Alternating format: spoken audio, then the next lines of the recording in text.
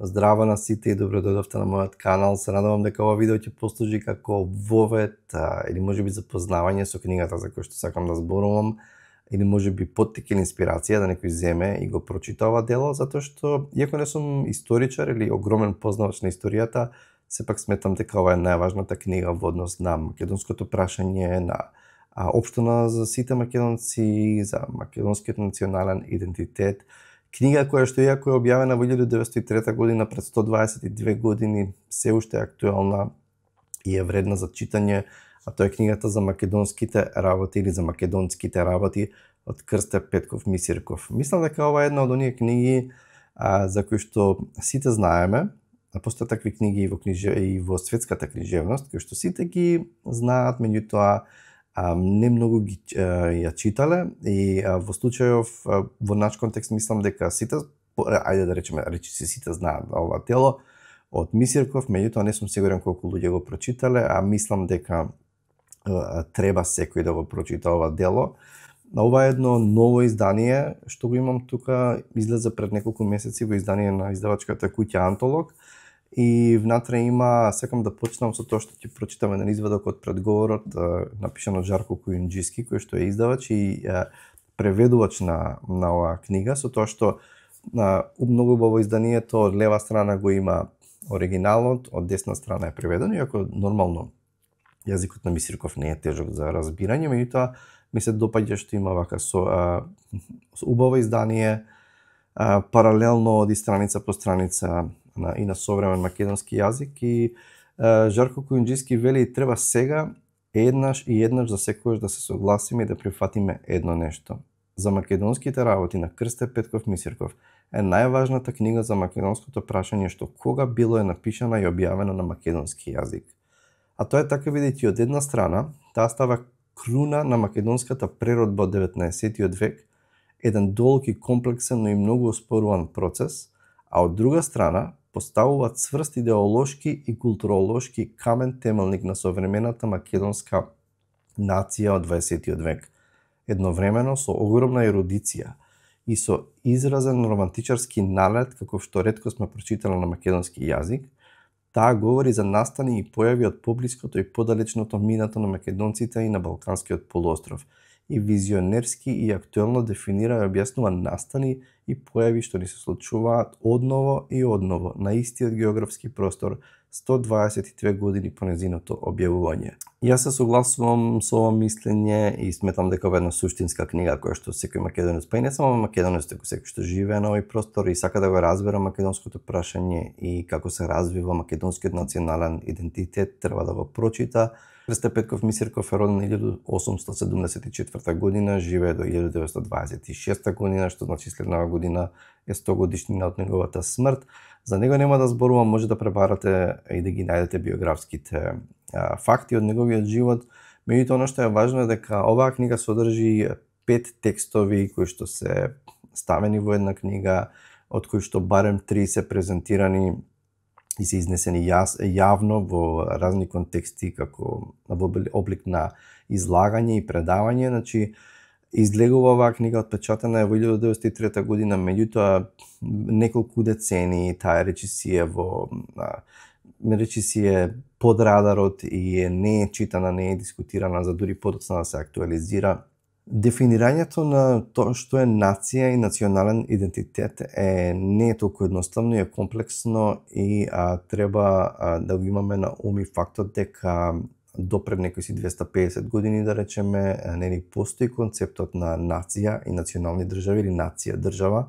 како што го познаваме денес, и општо место е дека клучен момент за тоа е Француската револуција, дека после тоа се создаваат тие национални држави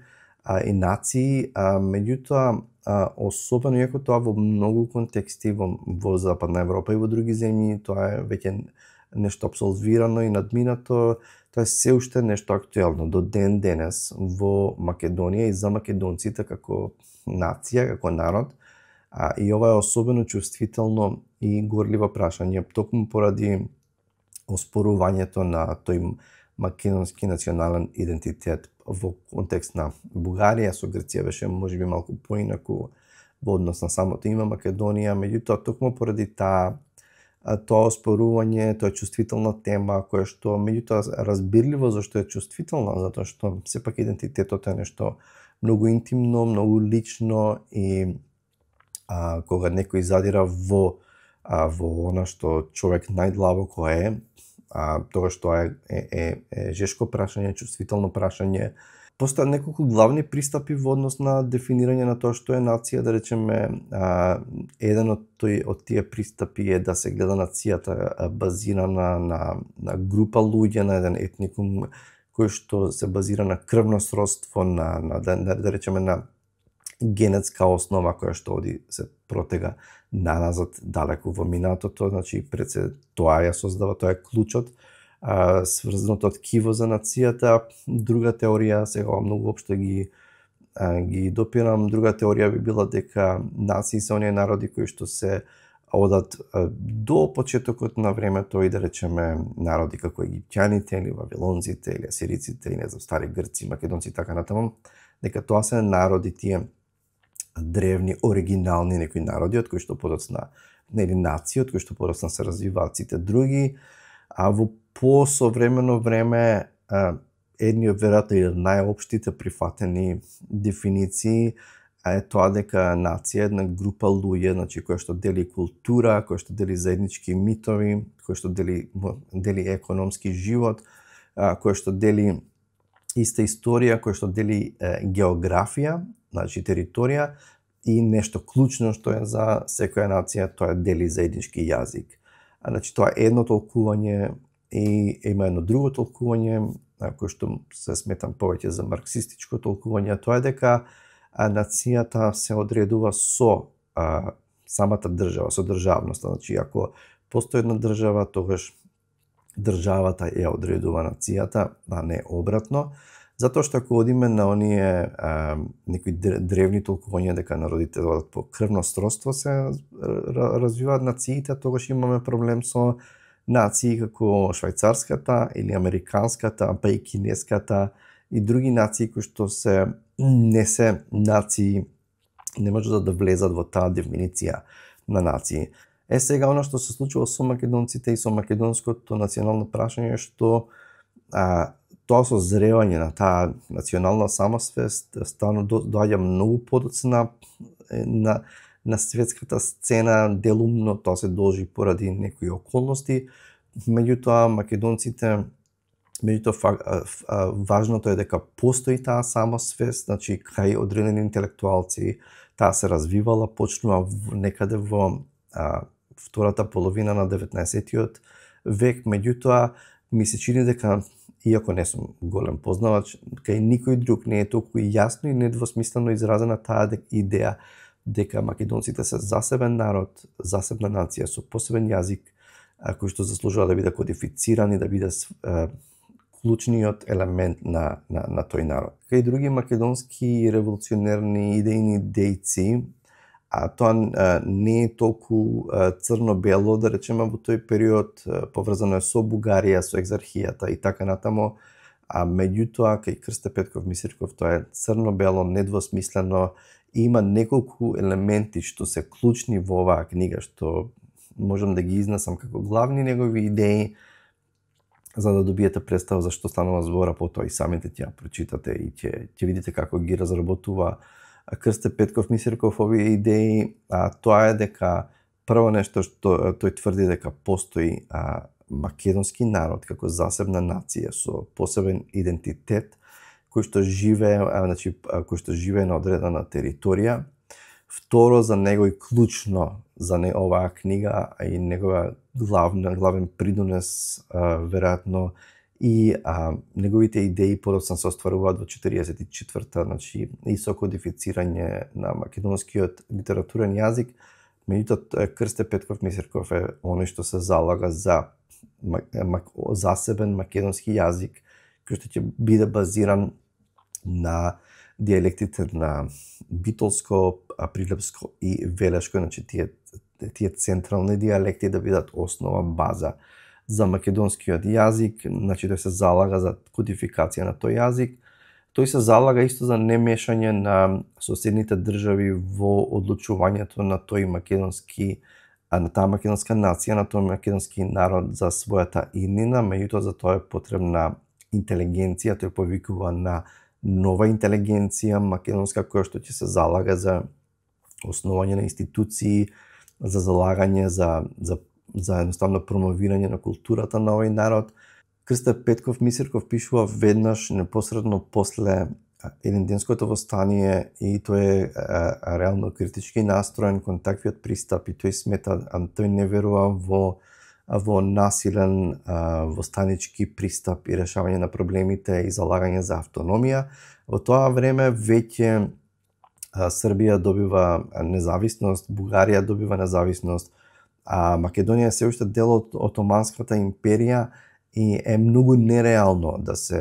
се добие буквална политичка независност, меѓутоа и другите македонски дејци и Крсте Петков Мисирков се залагаат за автономија во рамките на Отоманската империја со помош на поголеми сили, значи тој верува во политички притисок, преговарање, диалог и така натаму, наместо решавање на нештата со сила, а тој смета дека така се троши многу повеќе енергија и ресурси и се плаќа со човечки живот наместо да се работи полека и постапно на остварување на таа идеја, значи за тоа може да се дебатира и да има различни мислења. И Мисирков би рекол за крај, исто како и другите што го сватиле тоа, знае дека на овој географски простор, значи има мешање буквално, и самиот Балкан е на англиски има еден израз melting pot, значи тука има големо мешање, вриење на народи, значи и затоа и Отоманската империја и турците не се замара, значи до пред основањето на грчката држава, бугарската, српската, значи тоа било православно население, сите биле тие христијани, за нивна таа база се делеле, воопшто не постоеле како што денес замислуваме, или некои сакаат да замислува дека од секогаш постоеле во Отоманската империја, барем во очите на турците, Срби или бугари или грци и така натаму. Меѓутоа, едноставно на некој начин материјалот од кој што е направена оваа нација или луѓето што живеат е мултиетничка, меѓутоа сепак Мисирков смета дека тоа словенско-македонско население е доминантно и дека македонскиот јазик треба да биде официјален јазик.